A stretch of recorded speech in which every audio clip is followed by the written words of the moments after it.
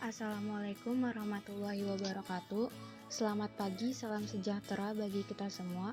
Hari ini kami dari kelas 12 MIPA 3 akan mempresentasikan tentang pejuang integrasi Papua dan perjuangan Ismail Marzuki. Sebelumnya kami akan memperkenalkan diri terlebih dahulu. Nama saya Dewa Muhammad Fikri, absen 4.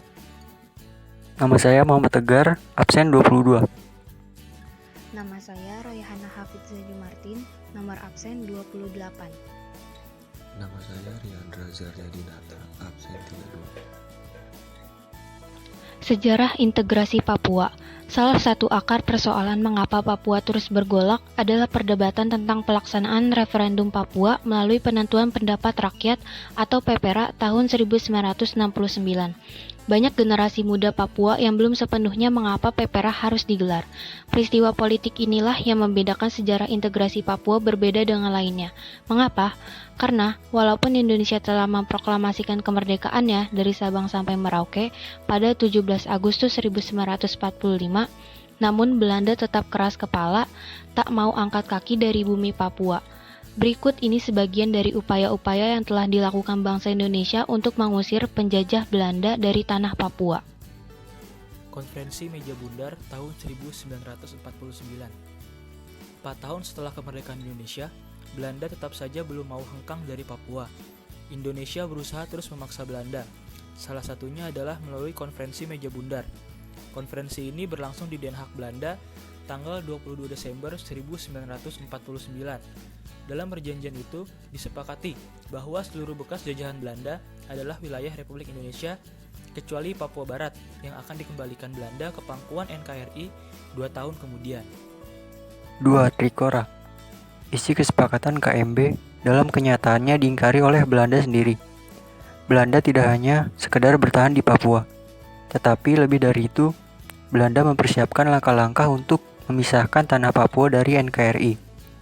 Dewan Nasional Papua dibentuk dari kemerdekaan secara tergesa-gesa dan dideklarasikan tanggal 1 Desember 1961. Kelicikan Belanda membentuk negara bonekanya di Papua itu tentunya juga membuat bangsa Indonesia geram. Maka pada tanggal 19 Desember 1961, di alun-alun utara Yogyakarta, Presiden Indonesia Soekarno mengumumkan Trikora atau Tri Komando Rakyat untuk mengembalikan Irian Barat ke pangkuan negara Republik Indonesia. Konfrontasi dengan Belanda pun tak terhindarkan.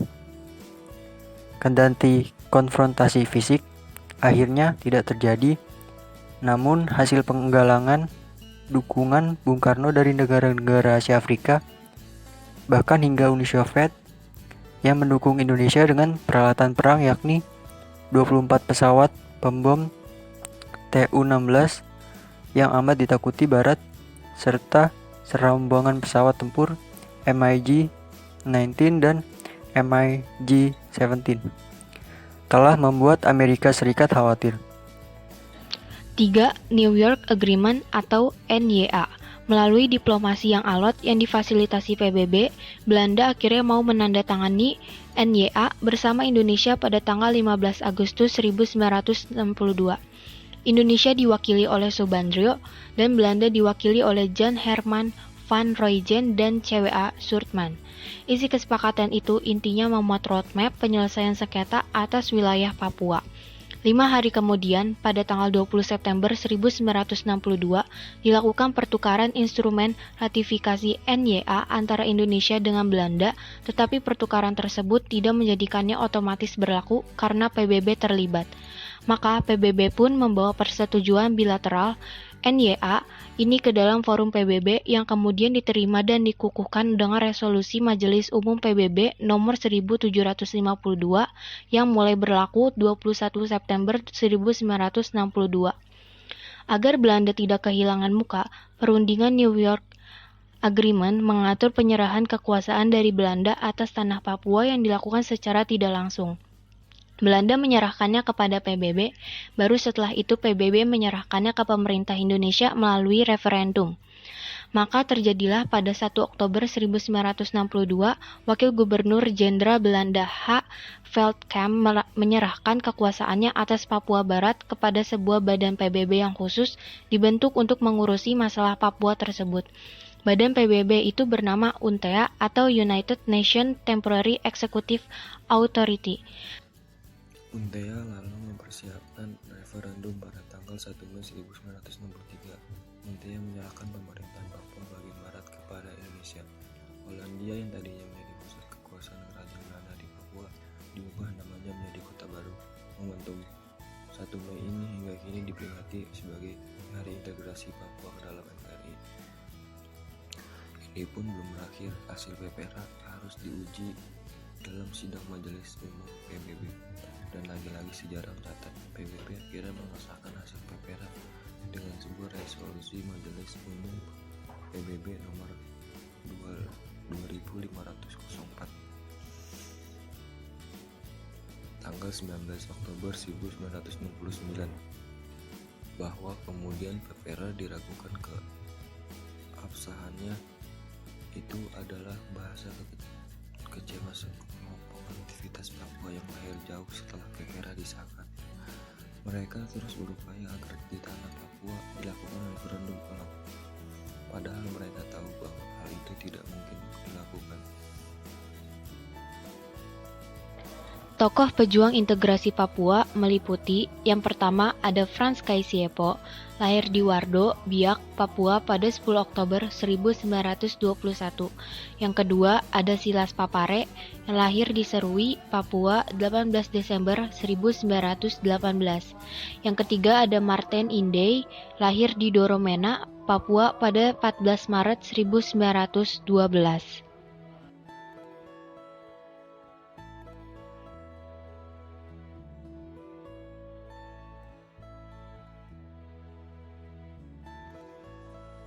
Ismail Marzuki dikenal sebagai komunis yang aktif dan produktif. Dia lahir di Jakarta 11 Mei 1914.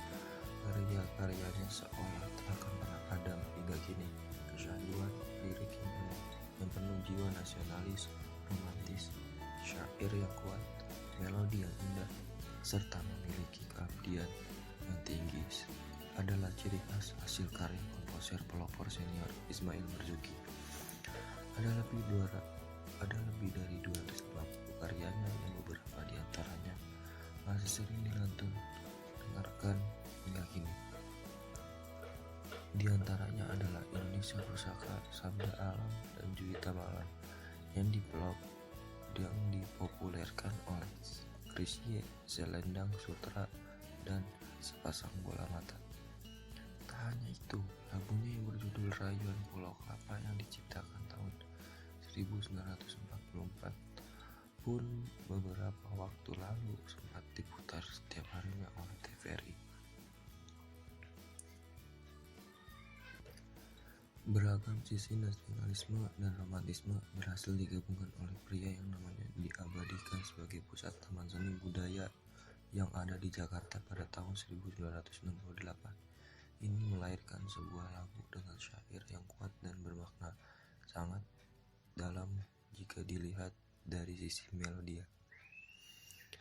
Jenis karyanya memang terkenal sangat beragam, bahkan ia juga menciptakan lagu keroncong yang ia beri judul Bandung Selatan, Di Waktu Malam, dan Selamat Datang Pahlawan Muda.